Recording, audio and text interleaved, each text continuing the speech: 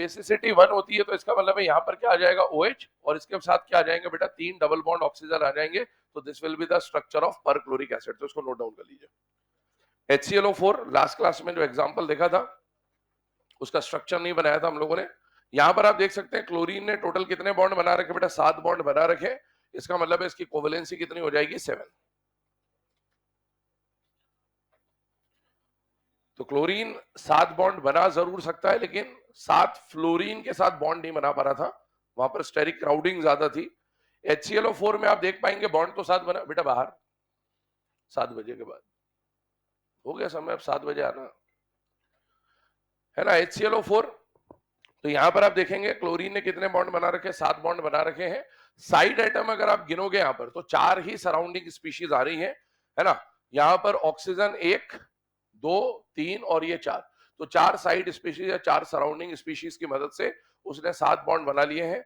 ऐसा जरूरी कभी भी नहीं होता कि अगर 7 बॉन्ड बनाने हैं तो साथ ही साइड एटम की जरूरत पड़े, क्योंकि हम जानते हैं कहीं पर डबल बॉन्ड या ट्रिपल बॉन्ड भी बन सकता है। जैसे N2 की बात करें तो नाइट्रोजन ने एक ही साइड एटम, इस नाइट्रोजन की अगर बात करें तो उसने एक ही साइड एटम के साथ कितने बॉन्ड बना लिए 3। तो जरूरी नहीं कि 3 बॉन्ड बनाने के लिए 3 अलग अलग एटम चाहिए होते हैं, है ना। कम एटम में भी ज्यादा नंबर ऑफ बॉन्ड बनाए जा सकते हैं bye formation of multiple bonds. ठीक, चलिए अब इसके बाद आगे का डिस्कशन करते हैं। इसके कुछ क्वेश्चन भी हम लोगों ने लास्ट क्लास में देख लिए थे कि भाई कौन कौन एग्जिस्ट कर रहा है और कौन कौन एग्जिस्ट नहीं कर रहा है। वहां पर जो भी एग्जांपल हम लोगों ने पढ़े थे उसमें मैंने बोला था न्यूट्रल से न्यूट्रल का कंपैरिजन हम लोग कर रहे थे, और न्यूट्रल से न्यूट्रल के कंपैरिजन में कोवेलेंसी जब भी बढ़ती है कितने से बढ़ती है बाय वैल्यू ऑफ 2, है ना। इस तरह की हम बात कर चुके हैं। अब इसके आगे का डिस्कशन स्टार्ट करते हैं। ध्यान सुनो, नोट बना के कुछ पॉइंट बोल रहा हूं, लिखना स्टार्ट करिएगा। पहला पॉइंट लिखिए, maximum covalency of second period elements, maximum covalency of second period elements. पिछली क्लास में आपको बोला था हम जब भी कोवेलेंट कंपाउंड बना रहे होंगे तो नॉन मेटल का बॉन्ड बन रहा होगा, और एक नॉन मेटल हमारे लिए सेंट्रल एटम की तरह काम करेगा और एक नॉन मेटल हमारे लिए साइड एटम की तरह काम करेगा। जो सेंट्रल एटम वाला नॉन मेटल होगा उसके बारे में आपको बोला था कि वो सेंट्रल एटम वाला नॉन मेटल या तो जनरली सेकेंड पीरियड का कार्बन नाइट्रोजन ऑक्सीजन जो हमने पढ़े, और या फिर थर्ड पीरियड का फास्फोरस सल्फर क्लोरीन टाइप का होगा। तो उन्हीं के बारे में हम यहाँ पर बात कर रहे हैं ना। Maximum covalency of second period element equal to 4। क्या मतलब हुआ इसका? सेकेंड पीरियड का अगर कोई एलिमेंट है तो वो मैक्सिमम से मैक्सिमम कितने बॉन्ड बना सकता है? 4।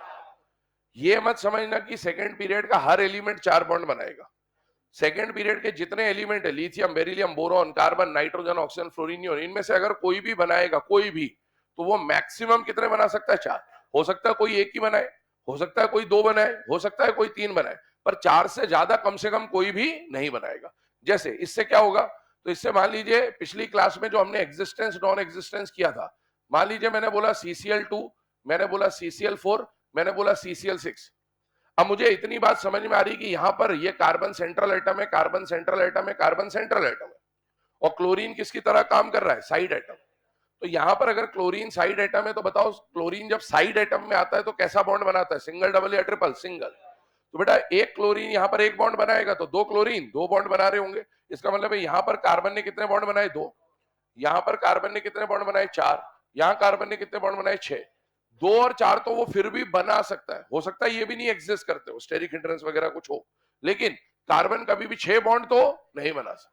इसका मतलब है हमें यहाँ ये पता चल जाएगा कि CCl6 एटलीस्ट एग्जिस्ट तो नहीं करेगा। बाकियों को फिर चेक करना सीखते हैं जो हमने कल भी देखा था।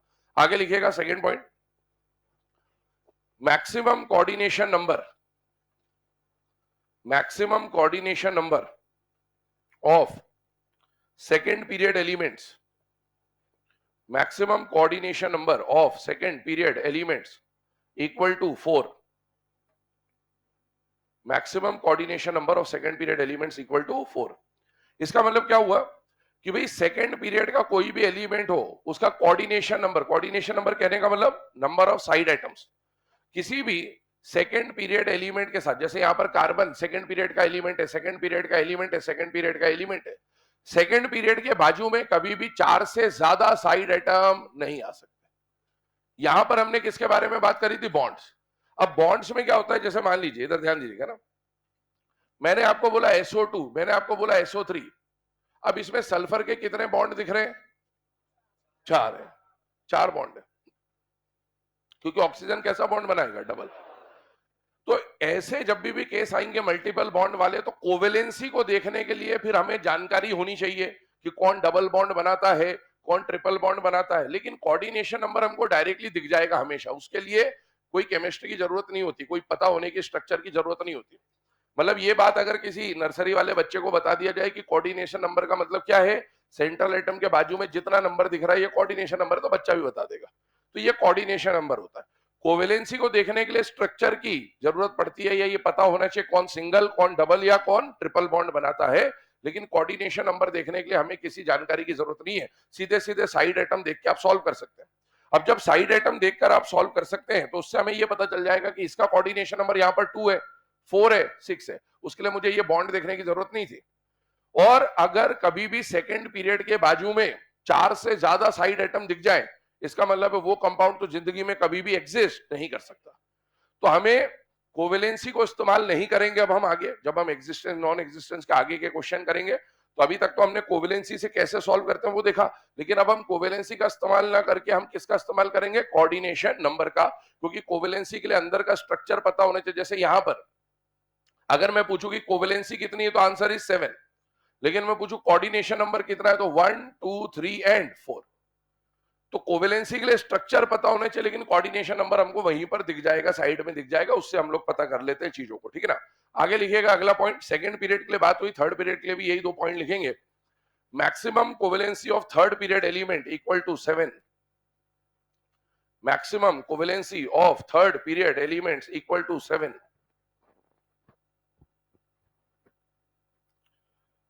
चौथा पॉइंट लिखिएगा, maximum coordination number maximum coordination number of third period elements equal to 6.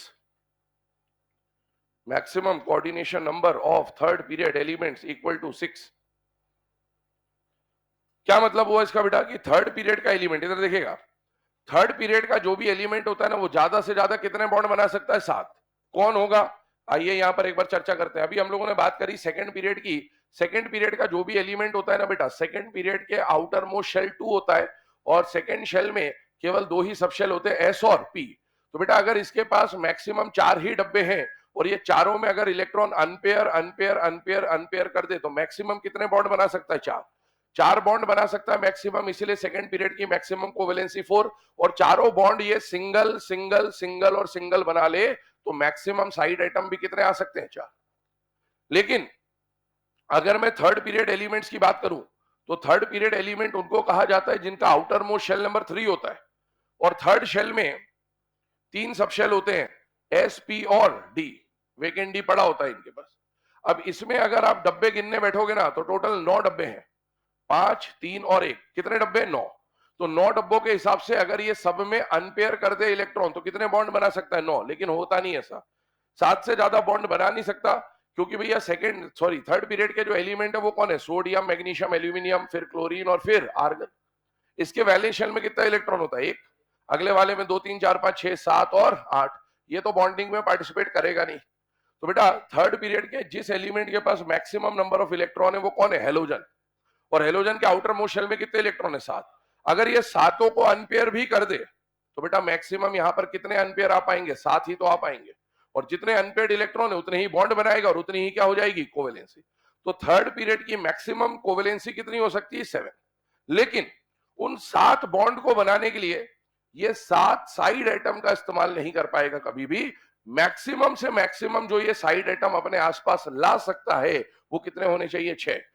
6 से ज्यादा साइड एटम नहीं ला सकता। क्यों? क्योंकि थर्ड पीरियड का साइज कंपैरेटिवली छोटा होता है, फोर्थ फिफ्थ सिक्स सेवन के मुकाबले छोटा होता है। तो अगर इसके आजू बाजू में 7 साइड एटम आ जाते हैं ना, तो बहुत ज्यादा स्टेरिक क्राउडिंग होने लगती है। और इसीलिए कोई भी अगर थर्ड पीरियड का सेंट्रल एटम होगा, तो उसके आजू बाजू में मैक्सिमम कितने साइड एटम आएंगे? 6। वो 6 भी साइड एटम ऐसे होने चाहिए जिनका साइज छोटा हो। ऐसा नहीं हो कि भैया थर्ड पीरियड का एलिमेंट और आप 6 ले आए, बोलो सर आपने बोला था 6 लेके आएंगे, नहीं ऐसा नहीं होगा ना। 6 साइड आइटम ऐसे होने चाहिए जो इसके मुकाबले छोटे हो। ठीक है, तो इस तरह से जनरली सेकंड पीरियड का जो फ्लोरीन होता है वो आ जाएगा मैक्सिमम टाइम्स, क्योंकि फ्लोरीन का साइज जो है वो कंपैरेटिवली सेकंड पीरियड का सबसे छोटा एलिमेंट कौन होगा, फ्लोरीन, तो वो आ जाता है। जैसे आप SF6 पढ़ते हैं तो ये आ जाएगा, थर्ड पीरियड के बाजू में 6 साइड एटम आ जाएंगे। आप PCl6 माइनस पढ़ेंगे, वहां पर ये एनायनिक फॉर्म में आ जाएगा। तो छोटे साइड एटम आ सकते हैं, बड़े साइड एटम वहां पर नहीं आ सकते। या तो सेम पीरियड का, या सेम पीरियड से जनरली छोटा वाला एलिमेंट आपको दिख जाएगा ना। तो ये अभी हमने पॉइंट लिखे। अब इसके बारे में कुछ पहले चर्चा कर देते हैं, कुछ समझा देता हूं, फिर बात करते हैं आगे। एक पॉइंट और लिखना है। मान लीजिए मैंने आपको मॉलिक्यूल दिया CO2, मान लीजिए मैंने आपको मॉलिक्यूल दिया CCl4। दो पे बात करते हैं पहले। हम यहां पर सेकंड पीरियड का सेंट्रल एटम ले रहे हैं। सेंट्रल एटम कौन है बेटा, कार्बन। पहला क्वेश्चन आपसे ये पूछा जा सकता है कि CO2 का कोवेलेंसी, कार्बन के लिए बात कर रहा हूं है ना, सेंट्रल एटम के लिए, और कोऑर्डिनेशन नंबर। कोऑर्डिनेशन नंबर तो यही दिखेगा, 2 है। यहां पर बोलूं कि कोऑर्डिनेशन नंबर कार्बन का कितना दिख रहा है, 4। कोवेलेंसी के लिए हमें क्या बनाना पड़ेगा, स्ट्रक्चर या बॉन्डिंग का पैटर्न पता होना चाहिए। CO2 का स्ट्रक्चर आई होप सभी को पता ही है, इसमें कुछ अलग से इतना कोई टिपिकल केस है नहीं। और CCl4 या CH4 भी मेरे हिसाब से सबको पता ही होता है, ये स्ट्रक्चर है इनके। ऑक्सीजन साइड एटम में आता है तो कैसा बॉन्ड बनाता है, डबल। न्यूट्रल ऑक्सीजन जब भी आएगा तो कैसा बॉन्ड बनाएगा, डबल। और साइड एटम में जब भी हेलोजन आएगा तो कैसा बॉन्ड बनाएगा, सिंगल। अब यहां पर अगर आप देखें तो कार्बन ने कितने बॉन्ड बना रखे हैं, 4। तो इसकी कोवेलेंसी, कोवेलेंसी का मतलब होता है नंबर ऑफ बॉन्ड। तो कोवेलेंसी तो 4 है, लेकिन कोऑर्डिनेशन नंबर 2 है। जरूरी नहीं है कि कोवेलेंसी और कोऑर्डिनेशन नंबर हमेशा बराबर हो, ऐसा कोई जरूरत नहीं होता। यहां पर देखिए कोऑर्डिनेशन नंबर तो 4 है, 4 साइड एटम आ रहे हैं, और बॉन्ड भी कितने बना रहा है, 4।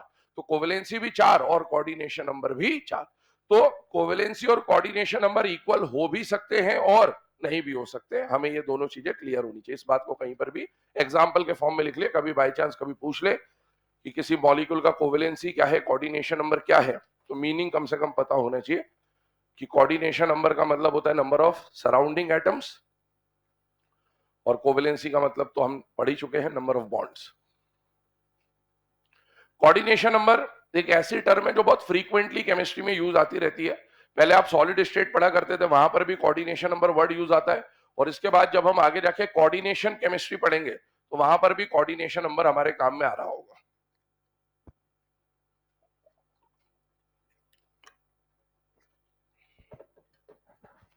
चलेगा ना। अब इसमें से जो पॉइंट नंबर 2 है और पॉइंट नंबर 4 है, ये 2 पॉइंट हमको दिमाग में रखने आगे के क्वेश्चंस के लिए। आगे हम क्वेश्चन कोवेलेंसी सॉल्व नहीं करेंगे, किससे सॉल्व करेंगे, कोऑर्डिनेशन नंबर। सेकंड पीरियड का मैक्सिमम कोऑर्डिनेशन नंबर 4 और थर्ड पीरियड का मैक्सिमम कोऑर्डिनेशन नंबर 6। मतलब सेकंड पीरियड के सेंट्रल एटम के बाजू में 4 से ज्यादा साइड एटम नहीं आ सकते, थर्ड पीरियड के बाजू में 6 से ज्यादा साइड एटम नहीं आ सकते।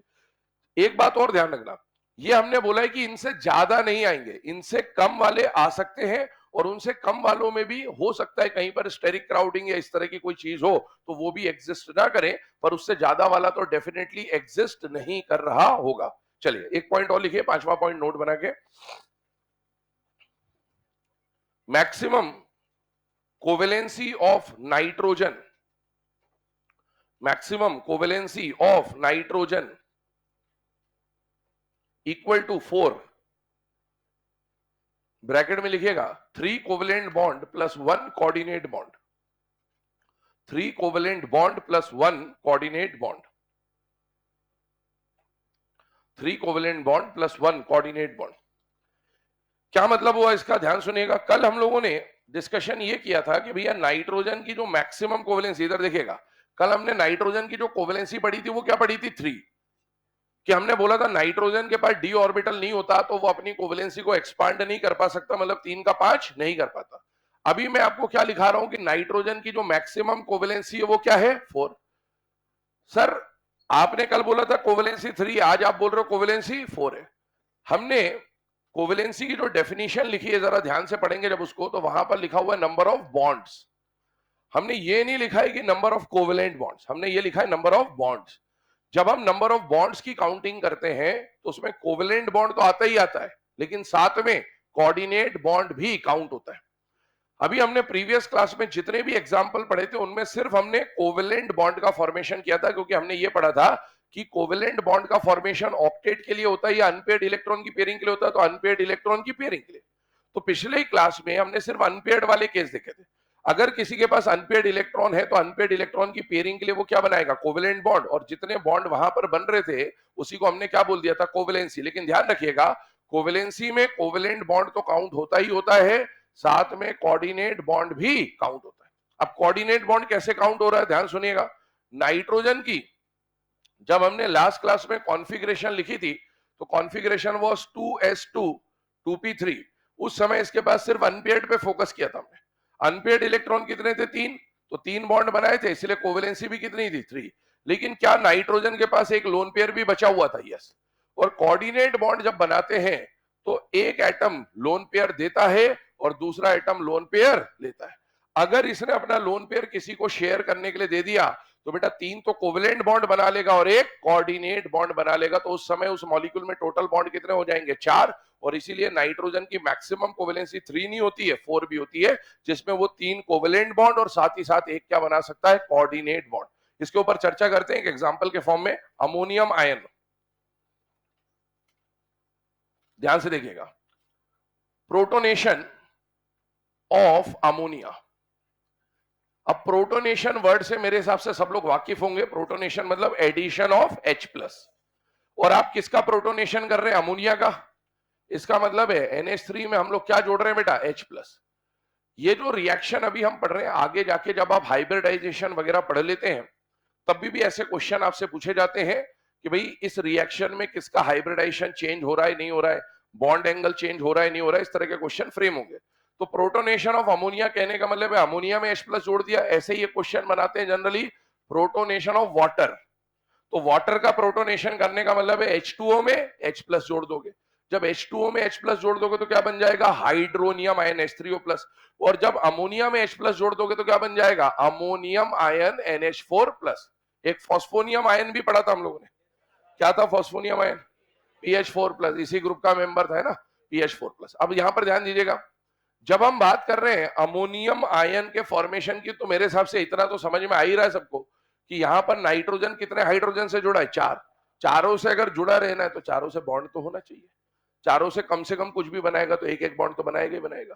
तो नाइट्रोजन कितने बॉन्ड बना रहा है, 4 तो बना ही रहा है। जितने बॉन्ड बनाएगा उतनी ही कोवेलेंसी। लेकिन अब इसका प्रोसेस एक बार देख लेते हैं। मुझे बताइए, सबसे पहले अमोनिया की बात करते हैं। नाइट्रोजन के पास ग्राउंड स्टेट में याद करिएगा एक लोन पेयर हुआ करता था और 3 क्या होते थे, अनपेयर्ड इलेक्ट्रॉन। अगर 3 अनपेयर्ड इलेक्ट्रॉन है, अगर 3 अनपेयर्ड इलेक्ट्रॉन है, इसका मतलब यह हुआ कि नाइट्रोजन कितने कोवेलेंट बॉन्ड बना सकता है, 3। कोवेलेंट बॉन्ड बनाने के लिए साइड एटम कौन आ रहा है, हाइड्रोजन। साइड एटम कौन आ रहा है, हाइड्रोजन। साइड एटम कौन आ रहा है, हाइड्रोजन।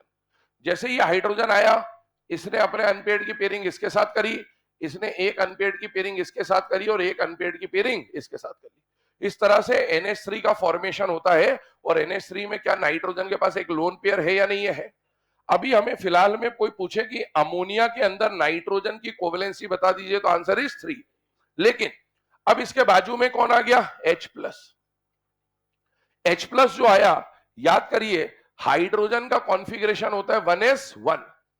हाइड्रोजन का कॉन्फ़िगरेशन होता है 1s1, और प्लस लगने का मतलब है वो जो एक इलेक्ट्रॉन था 1s1 का वो भी चला गया, वो भी चला गया। इसका मतलब है इसके पास अब 1s का जो 1 इलेक्ट्रॉन था वो 1 इलेक्ट्रॉन भी चला गया, तो 1s का डब्बा क्या हो गया, खाली।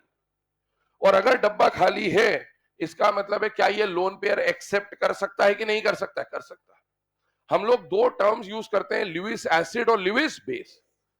अगर किसी के पास खाली डब्बा है, वो लोन पेयर को एक्सेप्ट कर सकता है, एक्सेप्टर को बोला जाता है एसिड।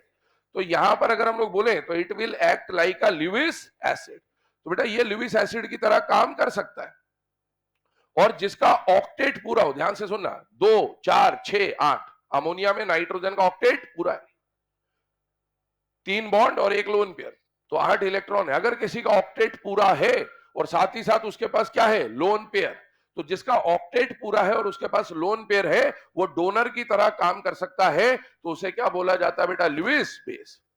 तो सामने ल्यूइस एसिड, यहां पर Lewis base. Lewis acid base अगर आमने सामने आ गए तो बेटा ये अपना लोन पेयर इसके साथ डोनेट कर देगा। डोनेट करने का मतलब है शेयर करेगा। डोनेट करने का मतलब ये मत बोलना कभी भी, या ये मत समझना कभी भी कि इसने इसको लोन पेयर घर ले जाने के लिए दे दिया कि तू दोनों इलेक्ट्रॉन लेके चले जा, नहीं, फिर इसका ऑक्टेट इनकम्प्लीट हो जाएगा। तो जब भी हम बोल रहे हैं कि ये अपना लोन पेयर दे रहा है और ये लोन पेयर ले रहा है, मतलब ये शेयरिंग की बात हो रही है। और ऐसी शेयरिंग इक्वल कहलाएगी, अनइक्वल कहलाएगी? अनइक्वल। क्यों अनइक्वल कहला रही है? क्योंकि एक ने ही दोनों इलेक्ट्रॉन दिए और दूसरा उसको यूज कर रहा है। इक्वल शेयरिंग का मतलब क्या होता था कि एक इसका और एक इसका, बराबर बराबर जब आता था दोनों की तरफ से कंट्रीब्यूशन, तो उसको इक्वल शेयरिंग बोलते थे। यहां पर कंट्रीब्यूशन एक ही की तरफ से है, दूसरा सिर्फ उसको यूज कर रहा है, इसको बोलते हैं अनइक्वल शेयरिंग। जब भी अनइक्वल लेन देन होगा, इससे बनने वाला जो बॉन्ड होता है वो कोऑर्डिनेट बॉन्ड होता है। कौन सा बॉन्ड होता है बेटा? कोऑर्डिनेट। तो यहां पर ये जो बॉन्ड बनेगा ना, ये बॉन्ड कौन सा बॉन्ड बनेगा बेटा? कोऑर्डिनेट बॉन्ड बनेगा। अब ध्यान से देखिएगा, इसके स्ट्रक्चर को एक बार रीड्रॉ करते हैं। यहां पर नाइट्रोजन, उसके साथ एक हाइड्रोजन यहां कोवेलेंट बॉन्ड से, एक हाइड्रोजन यहां कोवेलेंट बॉन्ड से, एक हाइड्रोजन यहां कोवेलेंट बॉन्ड से। लेकिन इसने H प्लस के साथ क्या बना लिया बेटा? एक कोऑर्डिनेट बॉन्ड, है ना। अब इसके लिए अगर H प्लस के साथ कोऑर्डिनेट बॉन्ड बनाया तो हमें यहाँ पर 1 2 3 तो कोवेलेंट बॉन्ड दिख रहे हैं, लेकिन एक क्या दिख रहा है बेटा? Coordinate bond. और एक कोऑर्डिनेट बॉन्ड दिखने का मतलब ये हुआ कि इसके नाइट्रोजन के टोटल बॉन्ड कितने हो गए? 4। तो इसीलिए हम लोग ये कह सकते हैं कि नाइट्रोजन की जो मैक्सिमम कोवेलेंसी आपको यहां देखने को मिलेगी, वो मैक्सिमम कोवेलेंसी कितनी हो जाएगी? 4। 3 कोवेलेंट बॉन्ड और एक कोऑर्डिनेट बॉन्ड। तो ध्यान रखिएगा, जब भी कोवेलेंसी की बात होगी तो कोवेलेंसी में सिर्फ कोवेलेंट बॉन्ड को काउंट नहीं किया जाता, कोवेलेंट बॉन्ड के साथ साथ कोऑर्डिनेट बॉन्ड को भी काउंट किया जा सकता है। और इसीलिए नाइट्रोजन की मैक्सिमम कोवेलेंसी कभी पूछा जाए तो आंसर 3 नहीं होगा, आंसर क्या होगा? 4। नोट करिए इसे।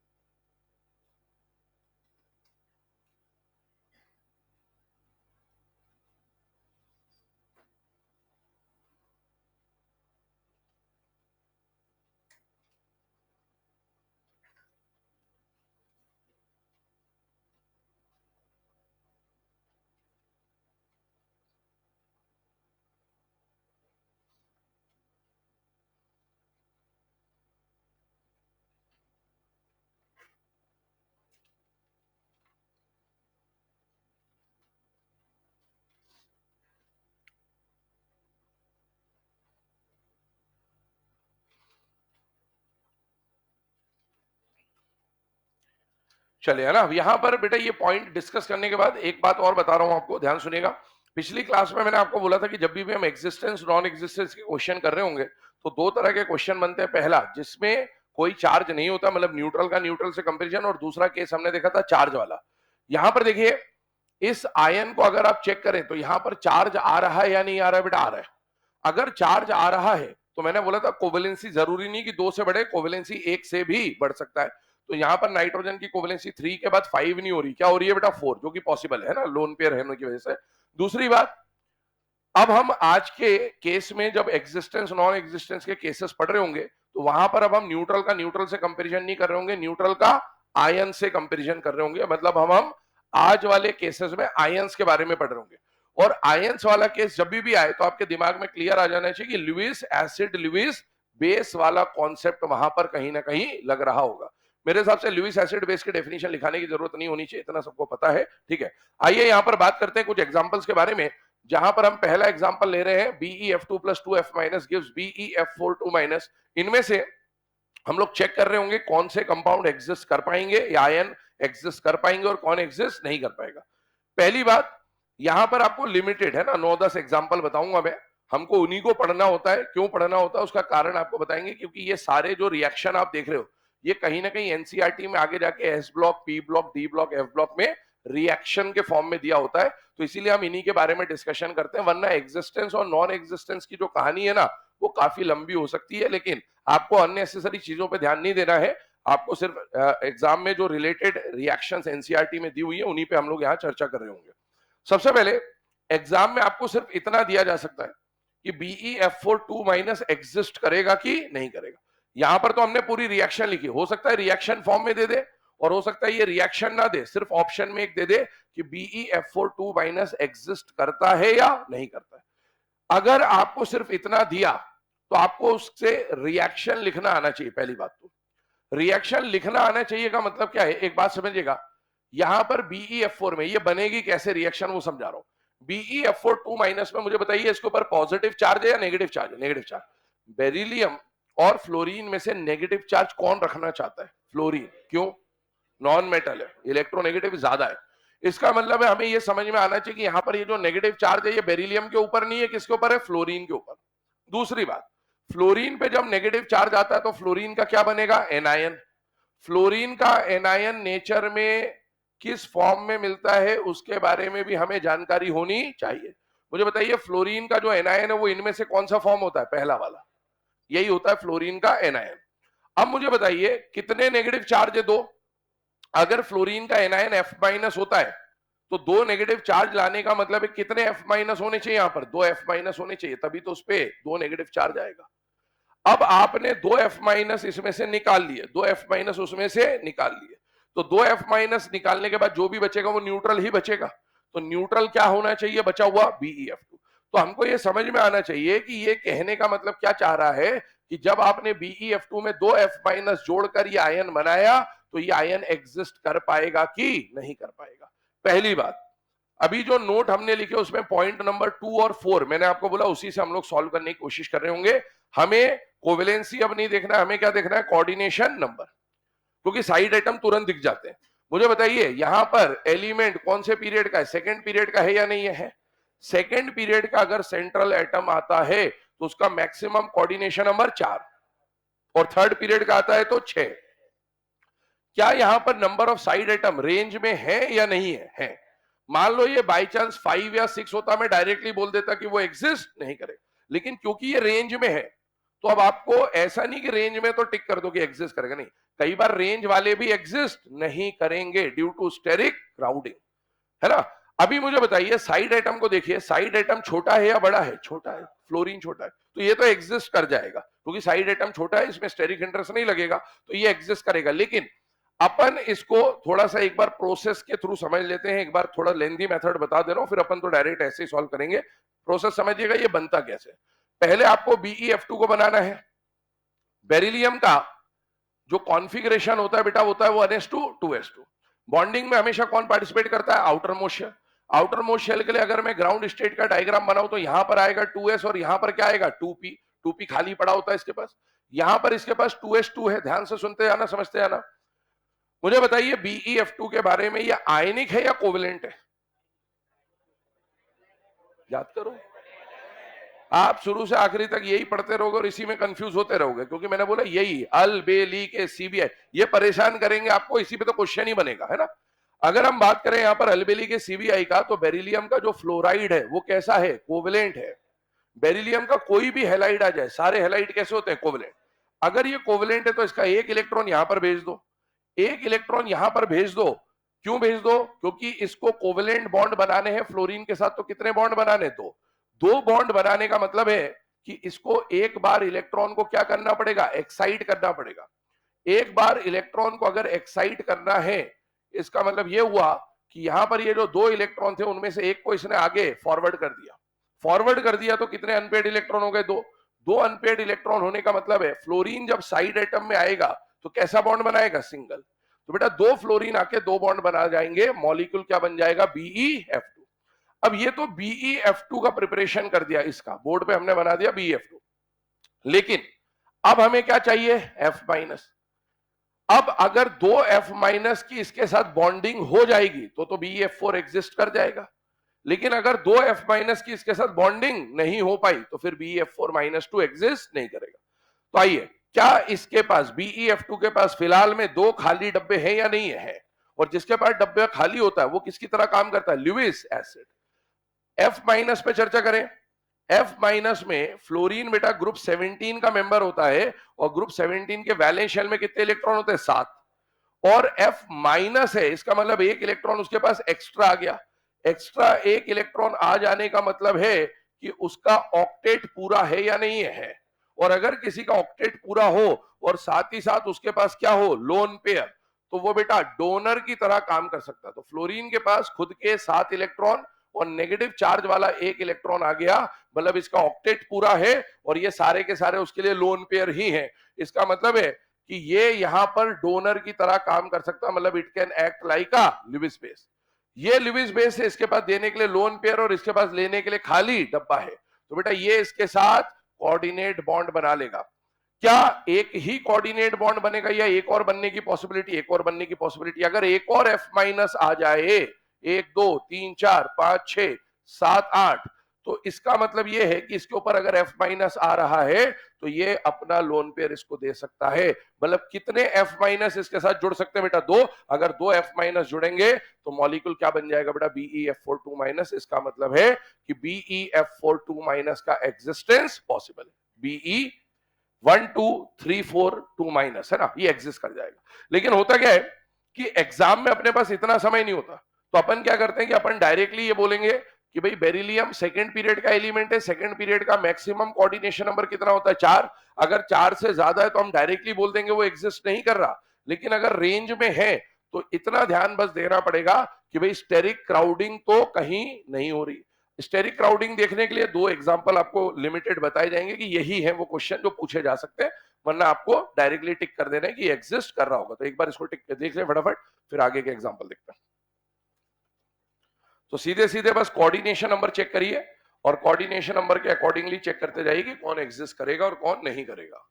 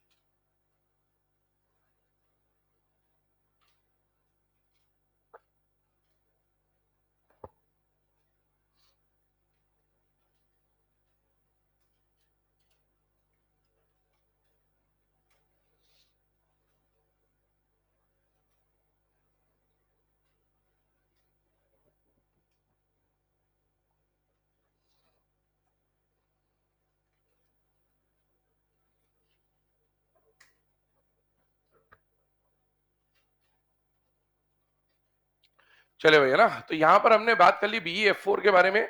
अब इसी से मिलते जुलते कुछ और एग्जांपल्स के ऊपर बात कर रहे हैं कि भाई कौन एग्जिस्ट करेगा और कौन एग्जिस्ट नहीं करेगा। सबसे पहले सेकेंड और थर्ड पीरियड के मैंने बोला था आपको सेंट्रल एटम देखने को मिलेंगे जिनका मैक्सिमम कोऑर्डिनेशन नंबर 4 और 6 है। आइए यहां पर देखते हैं कुछ और एग्जांपल। सेकेंड नंबर पे मान लीजिए आपको एग्जांपल सपोज एग्जाम में दिया जाता BeF6 2 माइनस और बोला जाता कि भाई ये एग्जिस्ट कर रहा है या नहीं कर रहा। तो पहले एक तो हमको रिएक्शन लिखनी आनी चाहिए।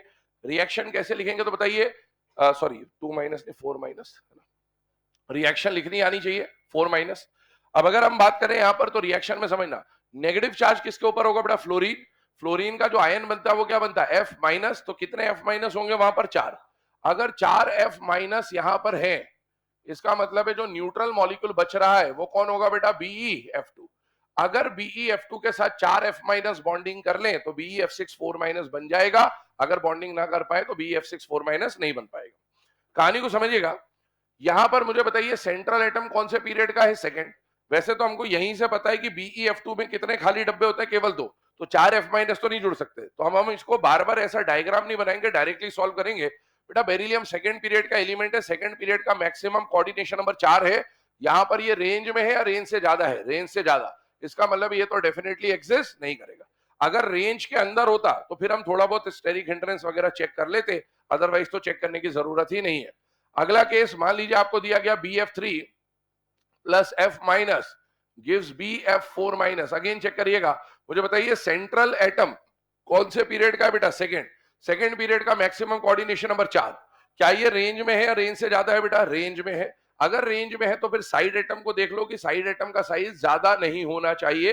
क्या साइड एटम छोटा है कि नहीं है? फ्लोरीन वगैरह जनरली चल जाएगा। इसका मतलब है यहां पर ये कंपाउंड आराम से एग्जिस्ट कर जाएगा। मान लीजिए आपको बोला जाता BCl3 plus Cl minus gives BCl4 minus, और आपको बोला जाता है कि चेक करिए ये एग्जिस्ट करेगा नहीं करेगा। बेटा यहां पर सेंट्रल एटम कौन है? बोरॉन। बोरॉन कौन से पीरियड का है? सेकेंड का मैक्सिमम कोऑर्डिनेशन नंबर 4। लेकिन यहां पर जो साइड एटम है वो फ्लोरीन नहीं है, वो कौन है? क्लोरीन। और क्लोरीन का खुद का साइज बोरॉन से बड़ा होता है, और अगर साइज बड़ा है साइड एटम का, इसका मतलब ये एग्जिस्ट नहीं कर पाएगा रेंज में होने के बावजूद भी। इसके बाद अगर मान लीजिए आपको बोला जाता BF3, अगेन थर्ड से रिलेटेड एक एग्जांपल देख रहे हैं। अगर आपको बोला जाता BF3 plus 3F minus gives BF6 3 minus, और आपको बोला जाता कि ये एग्जिस्ट करेगा कि नहीं करेगा, तो अगेन सेंट्रल एटम को चेक करिए। सेंट्रल एटम सेकंड पीरियड का है बेटा, और सेकंड पीरियड का मैक्सिमम कोऑर्डिनेशन नंबर 4। यहां पर क्या आ रहा है बेटा? 6। इसका मतलब है ये भी एग्जिस्ट नहीं करेगा क्योंकि ये रेंज से बाहर है। इसी तरीके से मान लीजिए आपको दिया जाता CCl4 प्लस 2Cl माइनस, और बनाने को बोला जाता CCl6 2 माइनस, तो चेक करिएगा यहां पर सेंट्रल एटम कौन है बेटा? कार्बन। कार्बन सेकंड पीरियड का है, सेकंड पीरियड का मैक्सिमम कोऑर्डिनेशन नंबर 4 होता है। क्या ये रेंज में है या रेंज से ज्यादा है? रेंज से ज्यादा है। इसका मतलब है ये भी एग्जिस्ट नहीं कर पाएगा। इसी पैटर्न में अगर हम लोग आगे बढ़े तो मान लीजिए अगला एग्जांपल आपको दिया गया PF5 plus F minus gives PF6 1 minus. Check करिएगा, मुझे बताइए यहां पर सेंट्रल एटम कौन से पीरियड का है? Third period. थर्ड पीरियड का मैक्सिमम कोऑर्डिनेशन नंबर कितना हो सकता है? 6। क्या ये रेंज में है या रेंज से ज्यादा है? रेंज में है, पहली बात। तो दूसरी बात, साइड एटम बड़ा है या छोटा है? छोटा है, क्योंकि सेंट्रल एटम थर्ड पीरियड का है और साइड एटम उससे छोटे वाले पीरियड का, सेकंड पीरियड का, तो ये आराम से एग्जिस्ट कर जाएगा। There will be no steric hindrance या नो स्टेरिक क्राउडिंग। अगले वाले पे आइए, मान लीजिए आपको बोलता SiF4 plus 2F minus gives SiF6 2 minus, और आपको बोला जाता कि चेक करिए क्या ये एग्जिस्ट करेगा कि नहीं करेगा। अगेन चेक करिएगा, सेंट्रल एटम कौन है बेटा? सिलिकॉन। कौन से पीरियड का है? थर्ड पीरियड का मैक्सिमम कोऑर्डिनेशन नंबर 6। क्या ये रेंज में है या रेंज से बाहर है बेटा? रेंज में। साइड एटम को भी देख लो, साइड एटम छोटा है या बड़ा है? छोटा है, आराम से एग्जिस्ट कर जाएगा, कोई दिक्कत नहीं है। पहले इतने लिख लीजिए फिर आगे बात करते हैं।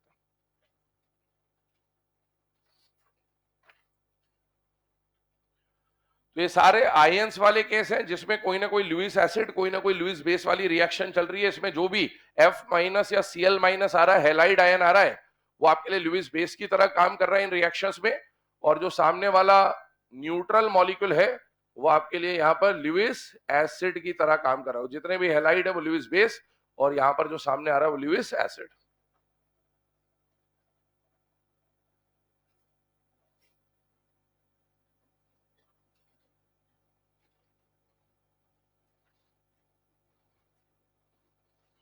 एक बात और दिमाग में क्लियर कर लेना भाई लुईस एसिड के बारे में, इधर देखिएगा, है ना, जैसे ये SiF4, इधर देखो SiF4 है। SiF4 में अगर सिलिकॉन का आप ऑक्टेट चेक करोगे तो बताओ ऑक्टेट कंप्लीट है या इनकम्प्लीट है? कंप्लीट है। कंप्लीट हो गया तो कुछ लोग ऐसा सोचते हैं कि अगर ऑक्टेट कंप्लीट है तो वो लोन पेयर नहीं लेगा। कुछ लोग ऐसा सोचते हैं, तो ये गलत है ना। भले ऑक्टेट कंप्लीट, अगर उसको उसके पास डब्बा खाली है तो वो लोन पेयर ले सकता है। जैसे PF5 तो एक्सपांडेड ऑक्टेट है, फिर भी डब्बा खाली है तो लोन पेयर ले सकता है। तो लुईस एसिड का ऑक्टेट से कोई लेना देना नहीं होता है ना, ये ध्यान रखिएगा। अगर डब्बा खाली है तो लोन पेयर लेने की अगर पॉसिबिलिटी है तो ले सकता है, उसको ऑक्टेट से कोई लेना देना नहीं है। क्योंकि हमने शुरुआत में ये पढ़ा कि किसी भी बॉन्ड के फॉर्मेशन के जो नेसेसरी कंडीशन है वो ऑक्टेट कंप्लीशन नहीं होता है, ऑक्टेट से कोई लेना देना होता ही नहीं है।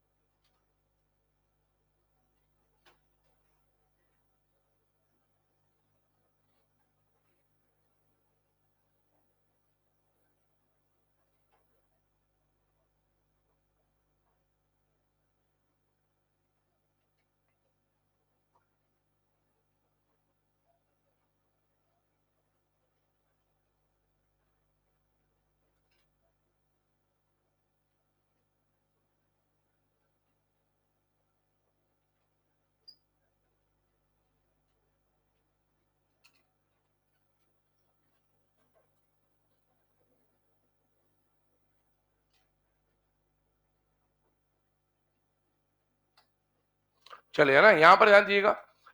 इनके बाद यहां पर कुछ और केसेस आपके सामने लिखे गए हैं जिन पे हमें चेक करना है कि इनमें से कौन एग्जिस्ट कर रहा होगा और कौन एग्जिस्ट नहीं कर रहा होगा। चेक करिएगा। यहां पर आप देखें सेंट्रल एटम कौन से पीरियड का है बेटा, थर्ड। यहां पर भी आप देखें तो सेंट्रल एटम कौन से पीरियड का है, थर्ड। थर्ड पीरियड का मैक्सिमम कोऑर्डिनेशन नंबर कितना होता है बेटा, 6। आप साइड एटम को देखिए, क्या यहाँ पर 6 साइड एटम आ रहे हैं या नहीं आ रहे, आ रहे। यहाँ पर भी 6 साइड एटम आ रहे हैं, मतलब ये रेंज में है या रेंज से बाहर है बेटा, रेंज में।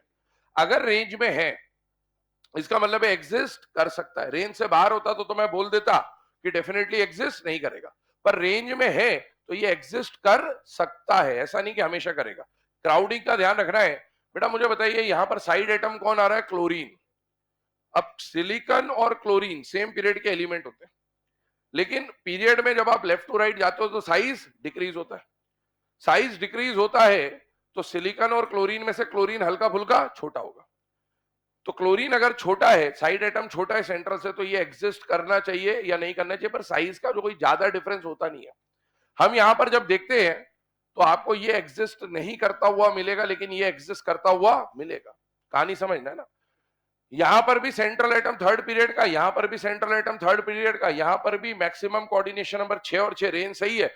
एक जगह यहां पर भी क्लोरीन है, दूसरी जगह यहां भी क्लोरीन है, कहानी बिल्कुल सेम है। उनमें से एक एग्जिस्ट नहीं कर रहा और एक एग्जिस्ट कर रहा है। अब इसमें हमको ये सोचना है कि भाई सिलिकॉन के साथ 6 क्लोरीन क्यों नहीं एग्जिस्ट कर रहे और फास्फोरस के साथ 6 क्लोरीन कैसे एग्जिस्ट कर जा रहे।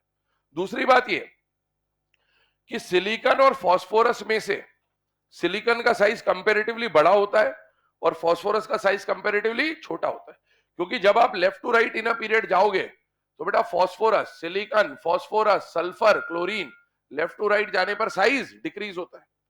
तो सिलिकॉन बड़ा होगा, फास्फोरस हल्का सा छोटा होगा, सल्फर हल्का सा और छोटा होगा, क्लोरीन हल्का सा और छोटा होगा। कोई ज्यादा डिफरेंस नहीं होता लेफ्ट टू राइट, क्योंकि शेल सेम होता है। तो ऐसा कुछ पैटर्न है। सिलिकॉन के आजू बाजू में मैं बोल रहा हूं 6 क्लोरीन नहीं आ पा रहे, और फास्फोरस के आजू बाजू में 6 क्लोरीन आ जा रहे, जबकि होना तो उल्टा चाहिए था कि सिलिकॉन के आजू बाजू में तो 6 क्लोरीन आ जाने चाहिए थे, क्योंकि इसका साइज तो कंपैरेटिवली ज्यादा है। तो ये कहानी क्या चल रही है उसको समझने की कोशिश करते हैं कि क्यों आप जब देख रहे हैं तो SiCl6 एग्जिस्ट नहीं कर रहा है लेकिन PCl6 एग्जिस्ट कर रहा है। ध्यान सुनना, हम लोगों को जब ये क्वेश्चन आता है तो हमारा ध्यान इस जगह पर होता है, जबकि ये देखने की जरूरत नहीं है। आपका ध्यान यहां होना चाहिए, यहां से सारी कहानी ऑपरेट हो रही है। एक्चुअल में जब आप SiCl6 बना रहे हो तो इसका जो पेरेंट मॉलिक्यूल है वो कौन है, SiCl4, और इसका पेरेंट मॉलिक्यूल कौन है, PCl5।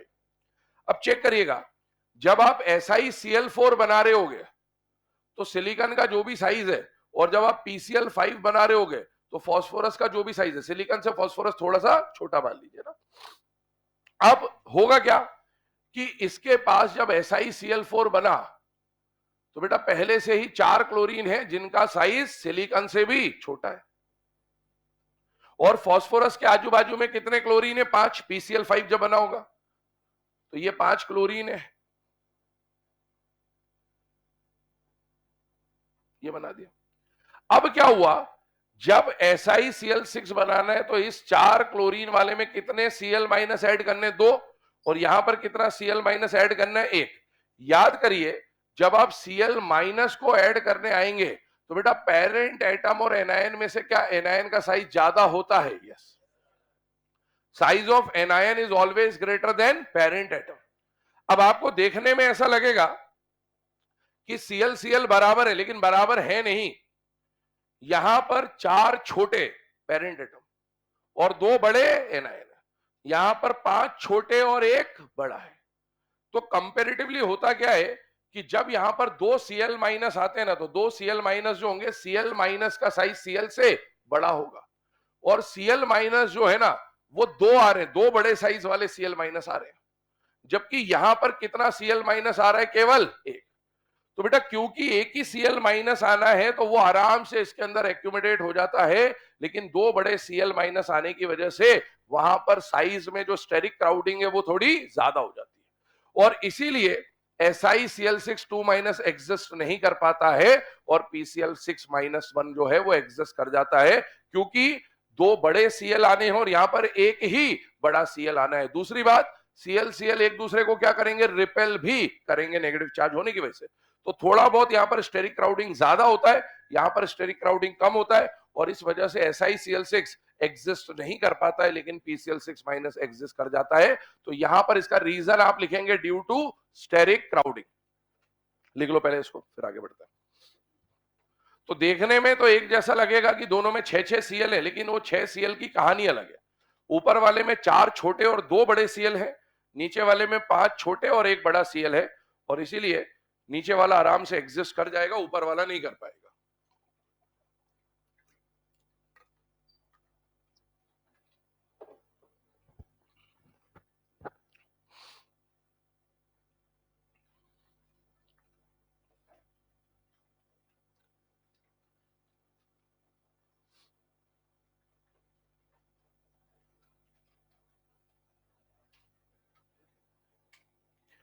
चलिए, है ना। अब ये 9th और 10th वाले केस को समझने के बाद आगे बढ़ते हैं 11, 12, 13, 14 पे। एक टर्म हमारे सिलेबस में हमको देखने को मिल सकती है, और वो टर्म होता है बेटा पॉलीहेलाइड आयन। पॉलीहेलाइड आयन। अब ये पॉलीहेलाइड आयन क्या है, इसका मीनिंग क्या है, आइए उसको समझते हैं। पॉलीहेलाइड आयन कहने का मतलब ये है कि अगर हम बोलते हैं हेलाइड आयन, तो हेलाइड आयन का मतलब होता है कि we are talking about X minus.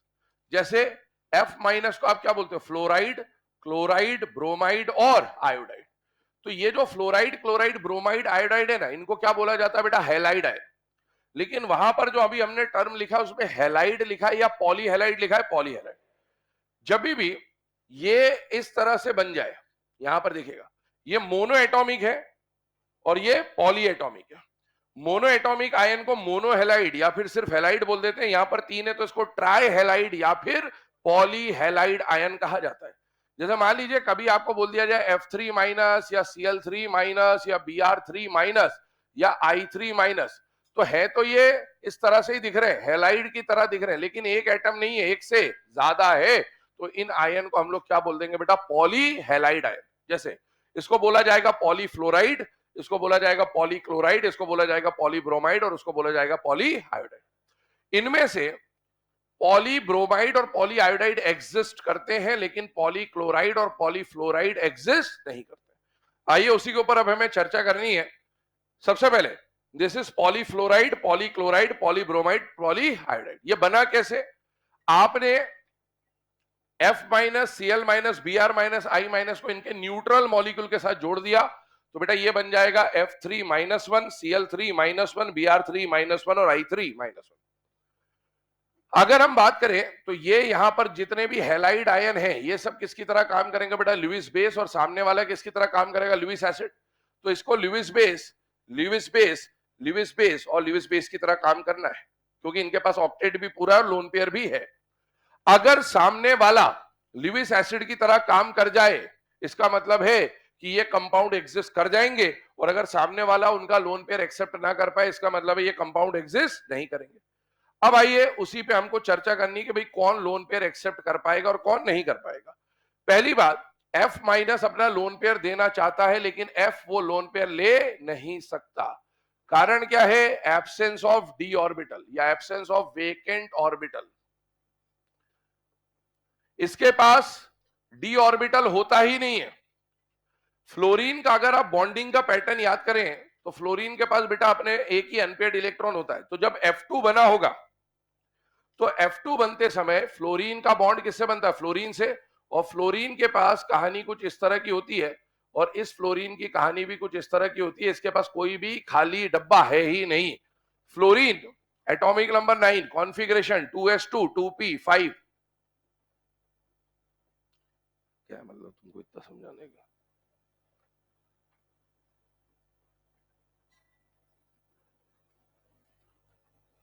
लिखो,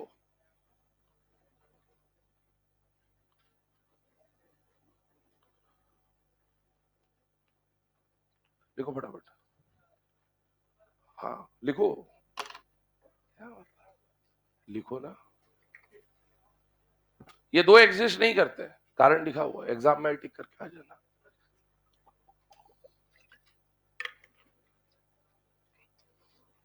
अब जैसे पढ़ोगे वैसी पढ़ाई ना।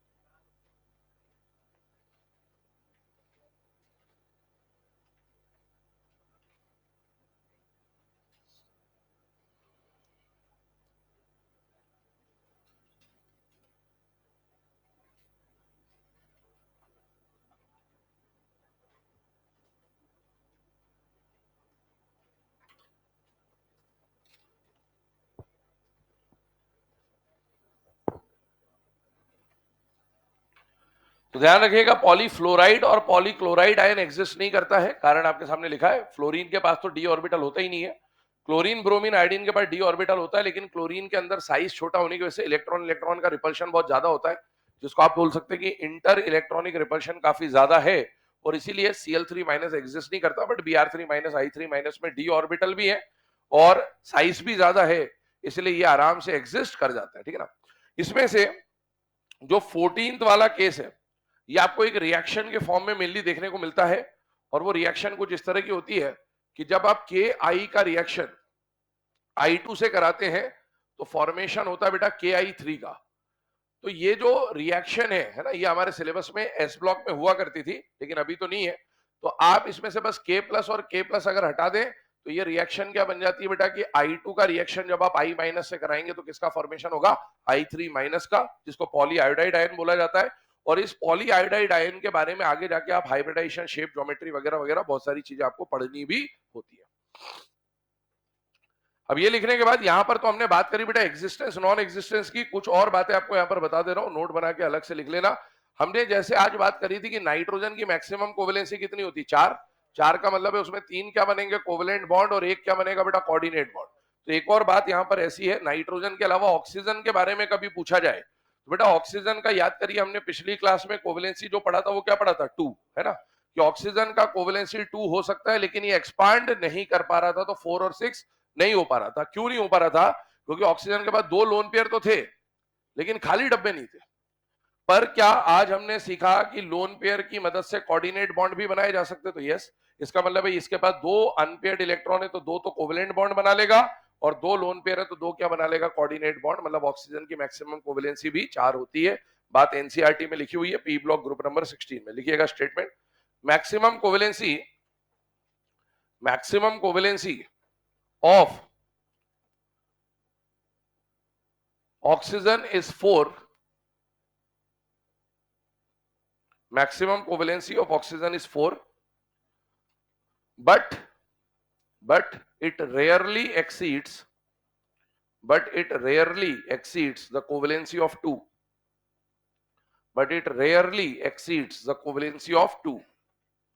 इसका मतलब ये हुआ कि ऑक्सीजन ज्यादा से ज्यादा कितने बॉन्ड बना सकता है, 4 बना सकता है।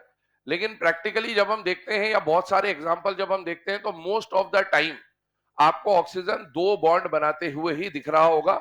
Rarely exceeds the covalency of 2, मतलब कभी कभार 3 बना लेगा, कभी कभार 4 बना लेगा, लेकिन बहुत कम प्रोबेबिलिटी होती है। जैसे 3 कहां पर बना रहा होगा, हाइड्रोनियम आयन H3O+, तो वहां पर ऑक्सीजन 3 हाइड्रोजन के साथ बॉन्ड बनाता है। ओजोन, तो ओजोन में एक जगह डबल बॉन्ड बनता है और एक जगह कोऑर्डिनेट बॉन्ड बनता है। 4 वाला कौन सा केस है, 4 वाला एग्जांपल आपके सिलेबस में है नहीं वैसे तो, पर ये बैक बॉन्डिंग जब अपन पढ़ते हैं तो बैक बॉन्डिंग के समय पे 4 वाली बात आएगी, तो वहां पर बताएंगे आपको। तो ये पॉइंट एनसीईआरटी का, इसको ध्यान रखें। इसके अलावा कुछ और मॉलिक्यूल्स पे बात कर ले तो ध्यान सुनिएगा। मान लीजिए आपको दिया जाए जर्मेनियम और टिन, मुझे बताइए क्या ये दोनों कार्बन फैमिली के मेंबर हैं या नहीं है, काशी गए संत प्रभु। तो इन दोनों एलिमेंट्स पे बात हो रही है। कार्बन सेकंड पीरियड का मैक्सिमम कोऑर्डिनेशन नंबर 4 है, थर्ड पीरियड का मैक्सिमम कोऑर्डिनेशन नंबर 6। तो इनका कोऑर्डिनेशन कम से कम 6 या 6 से ज्यादा ही होगा। थर्ड और फोर्थ पीरियड का मैक्सिमम कोऑर्डिनेशन नंबर 6 ही होता है, दोनों गई, तो ये 6 और ये 6 से ज्यादा 8 10 भी बना सकता है। अब है क्या कि आपको एक मॉलिक्यूल दिया हुआ है एनसीईआरटी ग्रुप नंबर 14 के अंदर, ये दो, ध्यान से देख लीजिए। कभी क्वेश्चन आ जाए कि भैया क्या ये दोनों एग्जिस्ट करते हैं, तो यस ये दोनों एग्जिस्ट करते हैं, क्योंकि आप सेंट्रल एटम देखना, सेंट्रल एटम कौन से पीरियड का है, फोर्थ और फिफ्थ पीरियड का, और थर्ड पीरियड का ही मैक्सिमम कोऑर्डिनेशन नंबर 6 होता है। तो यहां पर तो ये फोर्थ और फिफ्थ पीरियड का है, तो इनका भी मैक्सिमम कोऑर्डिनेशन कम से कम 6 तो हो सकता है।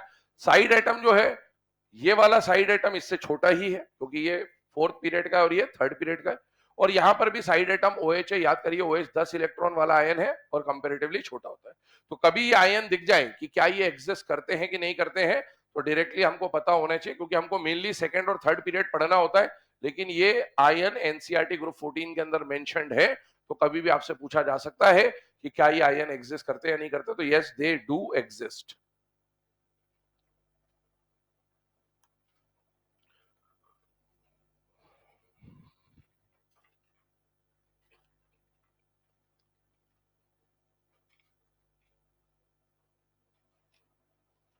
ठीक है, अब आगे बढ़ते हैं। ये तो एग्जिस्टेंस नॉन एग्जिस्टेंस पे हमने चर्चा करी, एक दो क्वेश्चन और इस पे लिखा दे रहा हूं, अगले टॉपिक पे फिर बढ़ते हैं। वीबीटी क्वेश्चन बोल रहा हूं, लिखिएगा SF6, ऐसा लिखिएगा इन SF6, in SF6 sulfur is in which excited state? Sulphur is in which excited state. अब SF6 बनने का मतलब है सल्फर ने कितने बॉन्ड बना रखे? 6। अब हमें याद आना चाहिए ग्राउंड स्टेट में सल्फर की कोवेलेंसी क्या होती है? 2, फिर बढ़ती है तो क्या होती है? 4, और फिर बढ़ती है तो क्या हो जाती है? 6। ऑप्शंस लिखिएगा, पहला ग्राउंड स्टेट, दूसरा ऑप्शन फर्स्ट एक्साइटेड स्टेट, अगला ऑप्शन सेकेंड एक्साइटेड स्टेट, अगला option third excited state.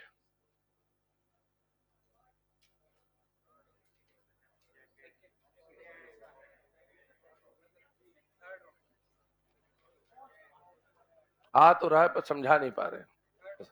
Third क्या? ऑप्शन थर्ड या थर्ड एक्साइटेड स्टेट? हाँ ऐसे बोलो ना, मतलब ऐसा कई बार होता है एग्जाम में भी, अपन क्वेश्चन सॉल्व कर रहे होते हैं, ऑप्शन थर्ड होता है पर वो 3 लिखा हुआ होता है फर्स्ट ऑप्शन में, जल्दबाजी में 3 टिक करके आ जाते हैं ना, होता कई बार ऐसा, silly mistake. Correct answer is option number third, second excited state, है ना। अगला क्वेश्चन लिखिएगा, which of the following does not exist? Which of the following does not exist? पहला ऑप्शन लिखिएगा BF6 3- बोरॉन के साथ, है ना, BF6 3-।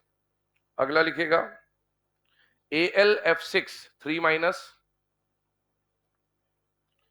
अगला लिखिएगा SN, ऐसा लिखिए, हाँ चलो SN लिख लिया ना, SNOH6, ये जो अभी लिखे थे बोर्ड पे, SNOH6 2-, SNOH6 2-। और अगला लिखे GeCl6 2-। कौन एग्जिस्ट नहीं करेगा? फर्स्ट, है ना। एग्जाम में ऑलरेडी ये क्वेश्चन आया हुआ भी है, जिसमें बोरॉन के ही ग्रुप दिए थे, बोरॉन, एल्यूमिनियम, गैलियम और इंडियम, और उनके सबके 6 के साथ और 3-3- दिए हुए थे। तो हमें पता होना चाहिए कि बोरॉन का मैक्सिमम कोऑर्डिनेशन नंबर 4 ही हो सकता है, 4 से ज्यादा हो नहीं सकता, और इसीलिए वो एग्जिस्ट नहीं करेगा, है ना। चलिए अगले हेडिंग डालिएगा, VBT valence bond theory, VBT valence bond theory.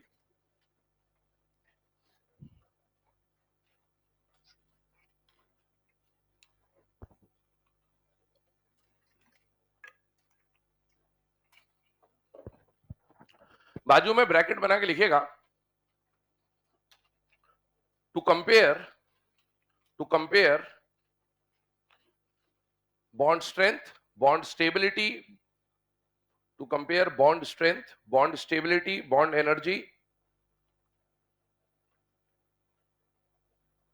between, to compare bond strength, bond stability, bond energy between sigma bonds oblique pi bonds।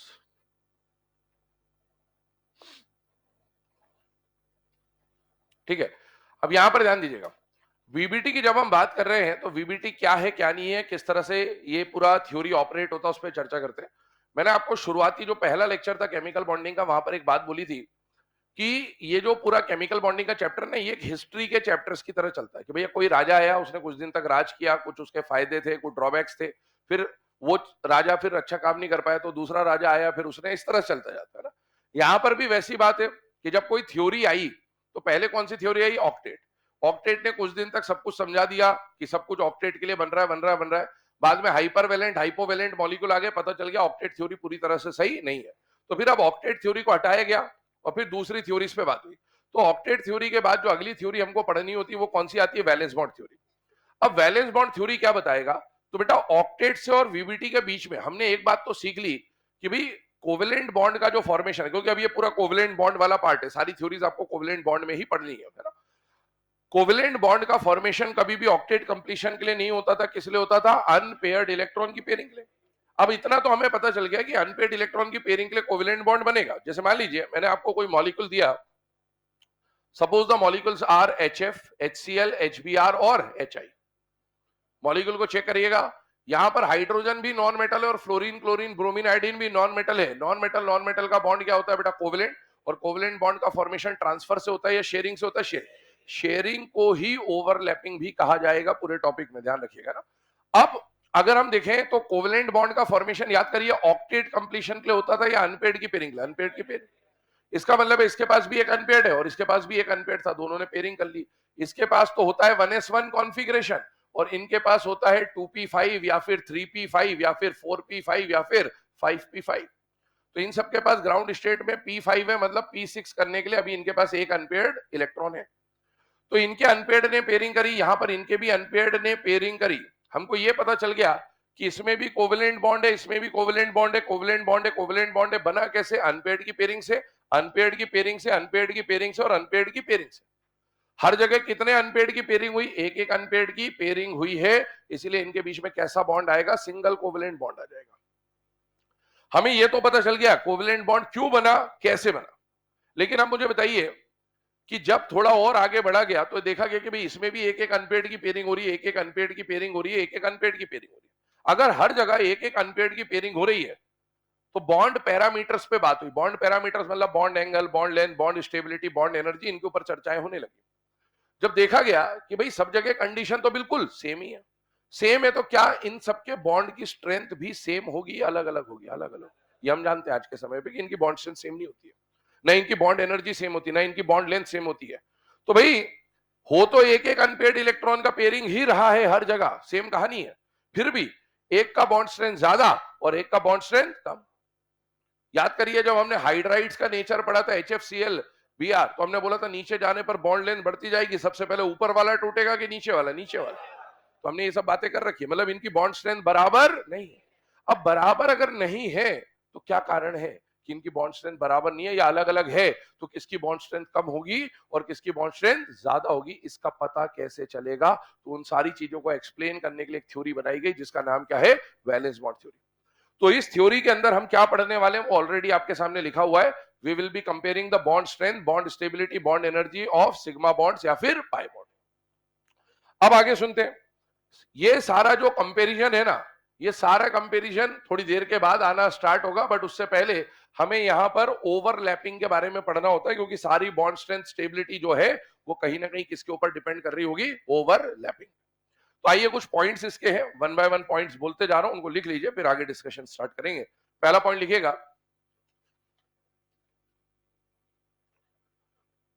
Covalent bond is directional in nature.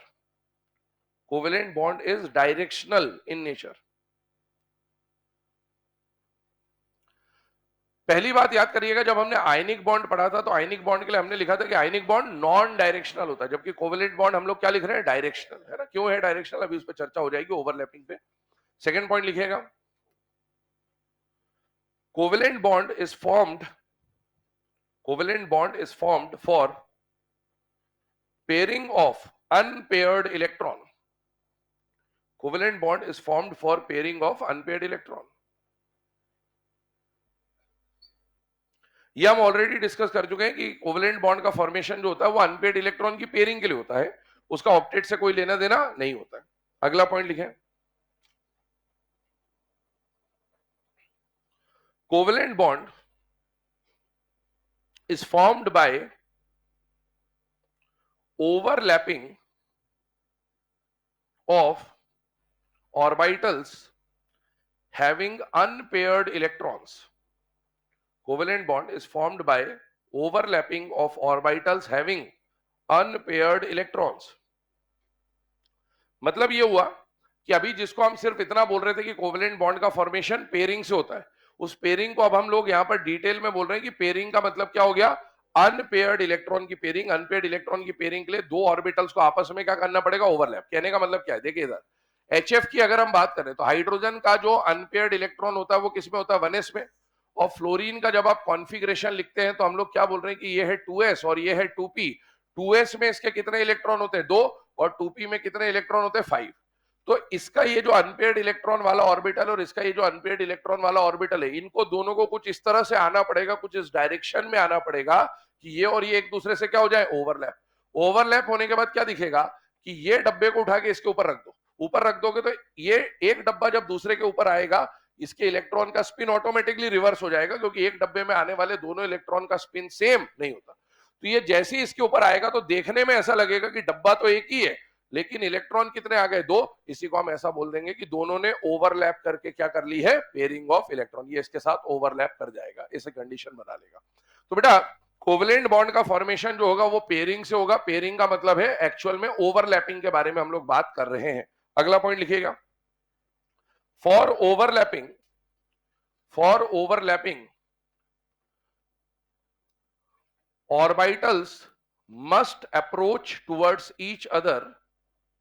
For overlapping, orbitals must approach towards each other in a particular direction. Must approach towards each other in a particular direction. इसका मतलब क्या हुआ कि भाई जो भी orbital overlapping करने जा रहे, जैसे मैंने अभी एचएफ बनाया था, तो हाइड्रोजन का जो ऑर्बिटल है और फ्लोरीन का जो ऑर्बिटल है, जिनको ओवरलैप करना है उनको किसी पर्टिकुलर डायरेक्शन में एक दूसरे की तरफ आना पड़ेगा, तभी जाके क्या होगी, ओवरलैपिंग। मान लीजिए आप दो एटम्स की ओवरलैपिंग कराना चाहते हैं, ये एच है, ये एफ है।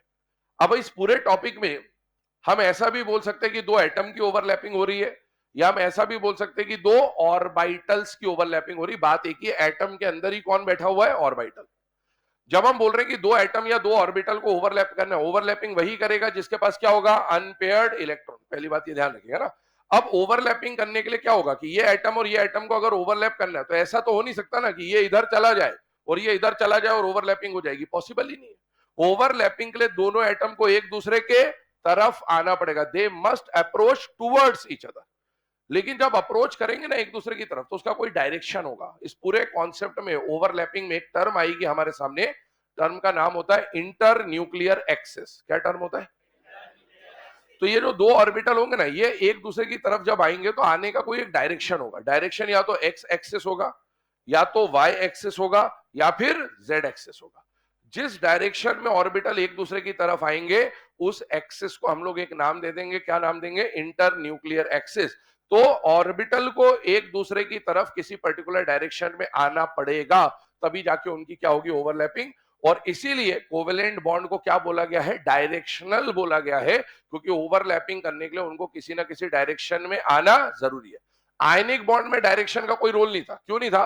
क्योंकि मैंने बोला था जब NaCl था, तो Na के ऊपर अगर प्लस है तो पूरी जगह फैला हुआ है, तो Cl को X, Y या Z पे आने की जरूरत नहीं थी। Cl यहाँ यहाँ यहाँ यहाँ कहीं भी आ जाए, अट्रैक्शन तो होगा, लेकिन यहाँ ओवरलैपिंग के लिए कहीं भी नहीं आ सकता।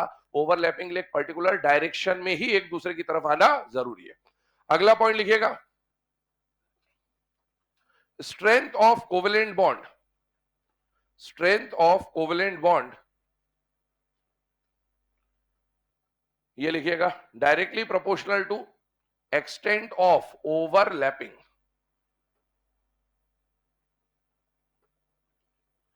Strength of covalent bond directly proportional to extent of overlapping.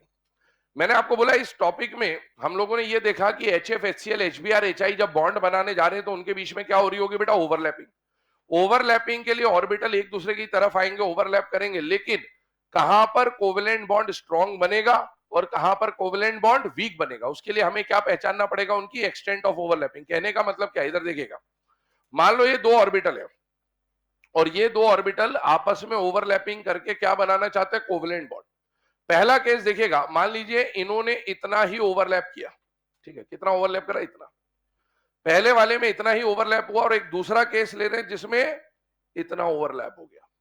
अब आपसे बोला जाए कि भैया कौन सा कोवेलेंट बॉन्ड स्ट्रांग होगा, कौन सा कोवेलेंट बॉन्ड वीक होगा, पहचानना है। तो पहले वाले में इतना, दूसरे वाले में इतना। पहले वाले में ओवरलैपिंग कम है, दूसरे वाले में ओवरलैपिंग ज्यादा है, तो बेटा किसको तोड़ना आसान होगा, पहले वाले को। और इसका मतलब यह है कि जहां पर जितनी ज्यादा ओवरलैपिंग होगी, उस बॉन्ड की स्ट्रेंथ भी उतनी ज्यादा होगी, क्योंकि ओवरलैपिंग ज्यादा है तो तोड़ना मुश्किल होगा, ओवरलैपिंग कम है तो तोड़ना आसान होगा। तो किसी भी कोवेलेंट बॉन्ड का जो स्ट्रेंथ है, स्टेबिलिटी है, वो किसके ऊपर निर्भर करेगा बेटा, एक्सटेंट ऑफ ओवरलैपिंग। अगला पॉइंट लिखे, extent of overlapping depends on, extent of overlapping depends on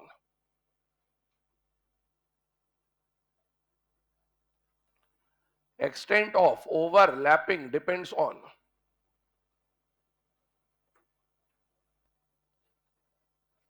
अभी हम लोगों ने पॉइंट जो बोला वो ये बोला कि कोवेलेंट बॉन्ड का जो स्ट्रेंथ है वो किसके ऊपर डिपेंड करेगा, ओवरलैपिंग पे, कितनी ओवरलैपिंग हो रही है नहीं हो रही उस पर निर्भर करेगा। पर हमें कैसे पता चलेगा, अभी तो मैंने बस यूं दिखा दिया आपको कि एक में ओवरलैपिंग कम है एक में ओवरलैपिंग ज्यादा है, लेकिन एग्जाम में कभी भी कोई मॉलिक्यूल दिया जाएगा तो हमें कैसे पता चलेगा कि कहां पर एक्सटेंट ऑफ ओवरलैपिंग कम है और कहां पर एक्सटेंट ऑफ ओवरलैपिंग ज्यादा है। तो आइए उसके ऊपर चर्चा करेंगे। यहां पर एक फ्लो चार्ट बना रहा हूं, ध्यान से देखिएगा। एक्सटेंट ऑफ ओवरलैपिंग दो मेन फैक्टर्स के ऊपर डिपेंड करता है। पहला, नेचर ऑफ ऑर्बिटल, और दूसरा नेचर ऑफ ओवरलैपिंग या टाइप ऑफ ओवरलैपिंग। और नेचर ऑफ ऑर्बिटल की अगर हम लोग बात करें तो ऑर्बिटल कहने का मतलब है चार ही ऑर्बिटल हमारे काम में आते हैं, एसपीडीएफ। तो इनको दो कैटेगरी में डिवाइड कर रहे हैं हम लोग यहां पर, डायरेक्शनल एंड नॉन डायरेक्शनल में। एस ऑर्बिटल जो होता है ना, इसको नॉन डायरेक्शनल माना जाता है, और पीडीएफ जो ऑर्बिटल है इनको एटॉमिक स्ट्रक्चर में आपको बता दी जाती है बातें कि ये कैसे होते हैं, डायरेक्शनल क्यों होते हैं, अभी एक बार और डिस्कस कर लेंगे इसको। और नेचर ऑफ ओवरलैपिंग की बात करें तो दो तरह की ओवरलैपिंग हम लोग पढ़ते हैं। एक होता है को एक्सियल ओवरलैपिंग, जिसे एंड टू एंड ओवरलैपिंग का नाम भी दिया जाता है, और एक होता है बेटा को लैटरल ओवरलैपिंग, जिसे साइड वाइज ओवरलैपिंग भी कहा जाता है। अब एक बात देखना यहां पर ध्यान से, पहले फ्लो चार्ट बन जान दीजिए, उसके बाद लिखिएगा nature of orbital, nature of overlapping. Nature of orbital में दो तरह के ऑर्बिटल के बारे में बात करी, पहला है नॉन डायरेक्शनल ऑर्बिटल, दूसरा है डायरेक्शनल ऑर्बिटल। नॉन डायरेक्शनल किसको बोला गया, एस को, मतलब एस ऑर्बिटल कहीं पर भी ओवरलैपिंग करके आएगा, ये करने आएगा तो आप उसको ये मानोगे कि वो नॉन डायरेक्शनल है। क्यों बोला गया, ध्यान सुनिएगा। एस में कितना डब्बा होता है, एक, पी में 3, डी में 5, एफ में 7। एस का जब आप ऑर्बिटल पढ़ते हो तो आप कुछ भी उसके साथ नाम नहीं पढ़ते हो। जैसे पी के साथ जब आप 3 डब्बे पढ़ते हो तो आप बोलते हो p x, p y, p z. S के साथ एक्स वाई जेड कुछ भी नहीं लगाया जाता, क्योंकि एस का शेप कैसा होता है, स्फेरिकल। स्फीयर को अगर आप अज्यूम करो तो स्फीयर का अगर आप सेंटर लो तो एक्स में भी उतना ही है, वाई में भी उतना ही है, और जेड में भी उतना ही है। तो एस का कोई पर्टिकुलर डायरेक्शन होता ही नहीं, वो एक्स वाई जेड तीनों पे होता है। और इसीलिए एस को क्या माना गया है, नॉन डायरेक्शनल, क्योंकि इसके साथ आप एक्स वाई या जेड कोई एक पर्टिकुलर एक्सिस या कोई एक पर्टिकुलर प्लेन एसोसिएट नहीं कर सकते। जबकि पीएक्स पीवाई पीजेड लिखने का मतलब क्या होता था कि पीएक्स पीवाई पीजेड लिखने का मतलब है कि P orbital along the x axis, इसका डायरेक्शन पक्का है। पी का शेप कैसा होता है, डम्बल। मान लो इसको एक्स एक्सिस माना है तो पीएक्स कहने का मतलब यही होगा और कुछ नहीं हो सकता। पी वाई कहने का मतलब है यही होगा और कुछ नहीं हो सकता। पी जेड कहने का मतलब है यही होगा और कुछ नहीं हो सकता। तो P के साथ या D के साथ या F के साथ X, Y, Z कुछ ना कुछ लिखा हुआ आता है, इसका मतलब है कि वो पर्टिकुलर किसी एक्सिस या प्लेन पर ही होते हैं, और इसीलिए उनको क्या बोला जाता है, डायरेक्शनल। जहां पर भी नॉन डायरेक्शनल ऑर्बिटल आएगा तो नॉन डायरेक्शनल का ओवरलैपिंग पे क्या इंफ्लुएंस होगा उस पर चर्चा कर रहे हैं। तो नॉन डायरेक्शनल जहां पर भी है वहां पर ओवरलैपिंग कम देखने को मिलेगी, और डायरेक्शनल जहां पर भी है वहां पर ओवरलैपिंग ज्यादा देखने को मिलेगी। इसका मतलब है कि नॉन डायरेक्शनल ऑर्बिटल कम ओवरलैप करते हैं और डायरेक्शनल ऑर्बिटल ज्यादा ओवरलैप करते हैं। लेकिन ये जो बात लिखी गई है ना, इसके साथ एक कंडीशन होती है, ये तभी वैलिड है जब शेल नंबर सेम हो। एक ही शेल के लिए बात कर रहे हो, शेल नंबर बदलेगा तो कहानी बदलेगी, वो आगे देखेंगे। अब बात ये आती है, मन में सवाल ये आता है कि सर इनका ओवरलैपिंग कम क्यों और इनका ओवरलैपिंग ज्यादा क्यों। तो कहानी कुछ ऐसी है कि भैया ओवरलैपिंग का मतलब है कि दो ऑर्बिटल एक दूसरे के साथ कितना पेनिट्रेट कर पा रहे हैं उतना बढ़िया ओवरलैपिंग होगा। कहानी ये कि आप, है ना, अभी ओलंपिक्स वगैरह चल ही रहे, शॉर्ट पुट और जेवलिन से समझाते हैं उसको ना। मान लो शॉर्ट पुट लिया, शॉर्ट पुट का शेप कैसा होगा, एस जैसा, स्फेरिकल। और जेवलिन लिया तो पी जैसा मान लो, है ना, पी ऐसा है, ये जेवलिन हो गया, तो पी का भी ऐसा ही मान लीजिए एक पर्टिकुलर एक्सिस पे। अब आप सोचिए, आप एक जगह पर खड़े होकर जब शॉर्ट पुट को लेकर पूरा घूम फिर के फेंका आपने, कितनी दूर तक पेनिट्रेट करा, कम दूर तक जाएगा। लेकिन आप उसी फोर्स के साथ जब जेवलिन को फेंकेंगे तो क्या वो ज्यादा दूर तक जाएगा, यस। दोनों में अगर आप फोर्स सेम रखो ना, ये कम दूर तक जाता है और ये ज्यादा दूर तक जाता है। क्यों जाता है, क्योंकि इसमें एक्चुअल में स्फेरिकल होने की वजह से आपका जो फोर्स है वो तीन अलग अलग एक्सेस पे उसके कंपोनेंट्स बन जाते हैं। जबकि यहां पर जो P है ना, P का सारा फोर्स जो है या सारा जो इलेक्ट्रॉन डेंसिटी है वो एक ही एक्सिस पे है। तो इलेक्ट्रॉन डेंसिटी अगर फैल गई तो बॉन्ड स्ट्रांग नहीं बन पाएगा, ओवरलैपिंग अच्छा नहीं हो पाएगा। लेकिन यहां पर इलेक्ट्रॉन डेंसिटी एक ही एक्सिस पर होती है और इसीलिए वहां पर ओवरलैपिंग क्या होता है, ज्यादा। तो जो भी डायरेक्शनल ऑर्बिटल होता है उनमें पेनिट्रेशन ज्यादा होगा, ज्यादा दूर तक जाते हैं, ओवरलैपिंग ज्यादा कर पाते हैं। लेकिन जो स्फेरिकल होता है नॉन डायरेक्शनल, उसमें जब ओवरलैपिंग होगा तो वो ज्यादा दूर तक पेनिट्रेट नहीं कर पाएगा और इसीलिए नॉन डायरेक्शनल का ओवरलैपिंग खराब होता है कंपेरेटिवली और डायरेक्शनल का ओवरलैपिंग अच्छा होता है कंपेरेटिवली। लेकिन ध्यान रखिएगा, मैंने बोला है आपको कंडीशनल बात है, ऐसा तब होगा जब शेल नंबर क्या होगा, सेम। आगे आइए, सेकेंड नंबर का जो फैक्टर आता है वो आता है नेचर ऑफ ओवरलैपिंग। दो तरह की ओवरलैपिंग के नाम सुने होते हैं आपने, एक तो कोएक्सियल और एक कोलैटरल।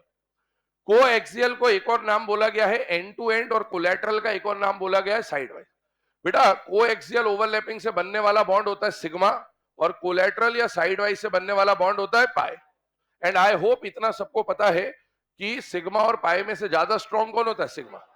ये भी कोवेलेंट बॉन्ड है, ये भी कोवेलेंट बॉन्ड है, और अगर ये कोवेलेंट बॉन्ड स्ट्रॉन्ग है इसका मतलब है यहां पर एक्सटेंट ऑफ ओवरलैपिंग ज्यादा है, और ये वीक है इसका मतलब है यहां पर एक्सटेंट ऑफ ओवरलैपिंग कम है।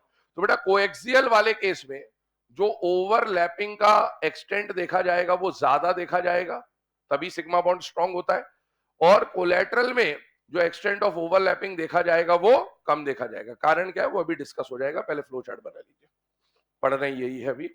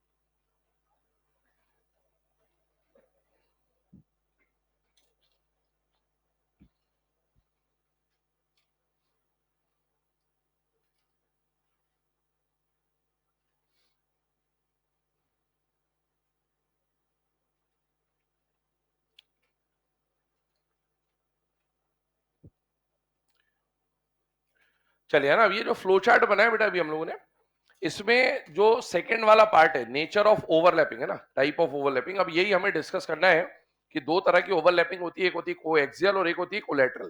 तो इसको हम लोग काफी डिटेल में डिस्कशन करना होता है कि भाई किस तरह से कोएक्सियल बॉन्ड बन रहे होंगे, किस तरह से कोलैटरल बॉन्ड बन रहे होंगे। तो ये फ्लो चार्ट बनाने के बाद हेडिंग डालिएगा types of overlapping, types of overlapping, और उसमें फर्स्ट टाइप लिखिएगा coaxial overlapping. Types of overlapping first case लिखिएगा कोएक्सियल ओवरलैपिंग।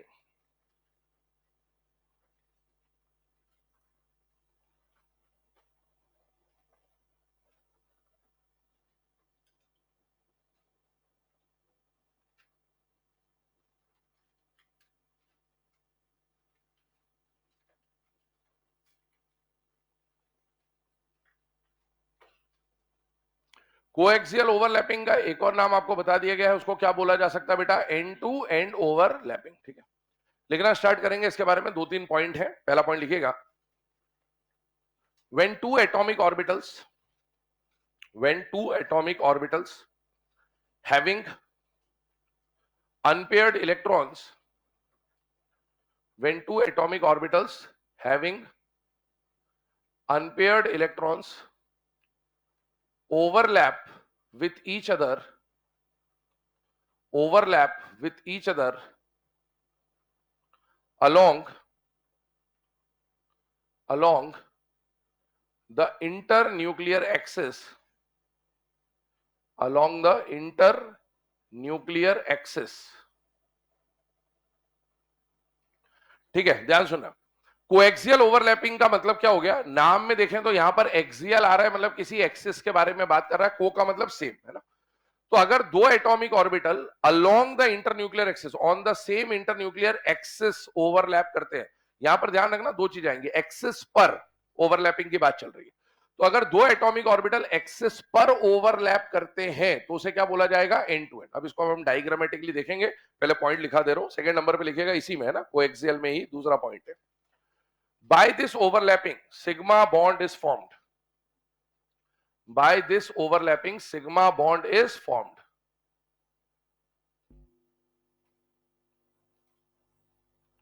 तीसरा पॉइंट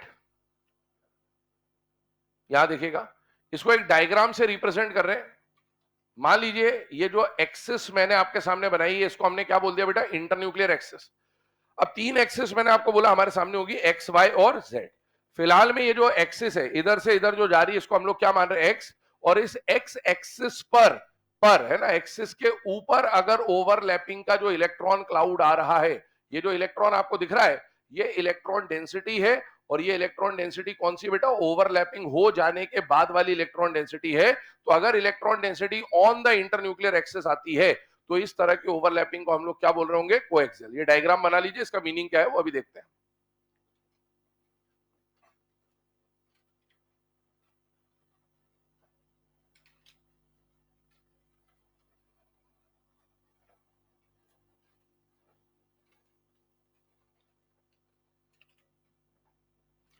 इसके बाद अगला टाइप लिखिएगा, collateral oblique sideways overlapping, second type. इसके अंदर भी तीन पॉइंट आएंगे। साइडवाइज में क्या डिफरेंस आता है, तो बेटा इंटरन्यूक्लियर एक्सिस पर ओवरलैपिंग हो रही थी अभी, लेकिन साइडवाइज में जो ओवरलैपिंग होगी वो इंटरन्यूक्लियर एक्सिस के परपेंडिकुलर होती है। स्टेटमेंट बोल रहा हूं, लिखिएगा, when two atomic orbitals when two atomic orbitals having unpaired electrons when two atomic orbitals having unpaired electrons overlap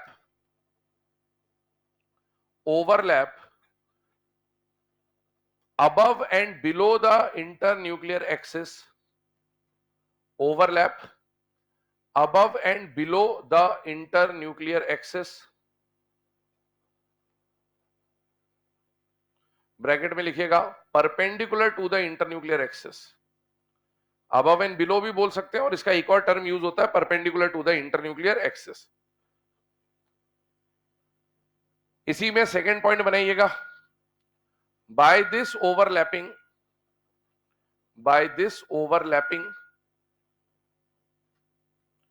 pi bond is formed, by this overlapping pi bond is formed। तीसरा point लिखिएगा, ये जो diagram बना है इसको बनाना है ना। मान लीजिए ये इंटरन्यूक्लियर एक्सिस है, दो तरह की बात चलेगी, इंटरन्यूक्लियर एक्सिस पर ओवरलैपिंग और इंटरन्यूक्लियर एक्सिस के अबव एंड बिलो ओवरलैपिंग। अगर ओवरलैपिंग के बाद का जो इलेक्ट्रॉन क्लाउड है वो above and below the internuclear axis आपको दिख रहा है, मतलब इंटरन्यूक्लियर एक्सिस के परपेंडिकुलर दिख रहा है, तो इस तरह की ओवरलैपिंग को क्या बोला जाएगा बेटा, साइडवाइज या फिर कोलैटरल ओवरलैपिंग। तो डायग्राम बना ले, कोलैटरल या फिर साइडवाइज ओवरलैपिंग इसको कहा जाता है। अब दोनों ये जो डायग्राम हम लोगों ने बनाए हैं, इस डायग्राम का मीनिंग क्या है या ये किस तरह से ऑपरेट कर रहा होगा उसको अब हमको समझना है। बट उससे पहले एक यहां पर फ्लो चार्ट आपके सामने बना हुआ है, इस फ्लो चार्ट को ड्रॉ कर ले।